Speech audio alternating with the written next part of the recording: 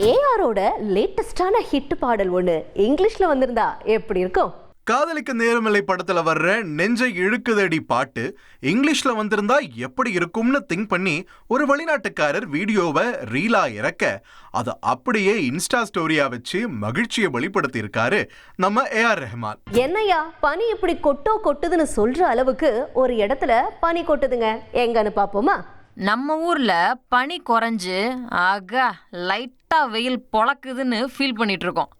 ஆனா ஜப்பான்ல இப்ப பனி கொட்டுன்னு கொட்டிக்கிட்டு இருக்கு. யுசாவா நகரத்துல எதிரில என்ன இருக்குன்னே தெரியாத அளவுக்கு செம்மையா பனி பெய்யுது. ரோட்ல 4 அடிக்கு மேல மலை மாதிரி பனி குமிஞ்சு கிடக்குன்னா பாத்துக்கோங்க.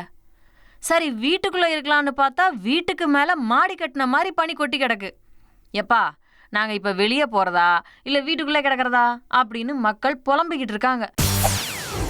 செய்திகளை உடனுக்குடன் தெரிந்து கொள்ள உடனே சப்ஸ்கிரைப் பண்ணுங்க.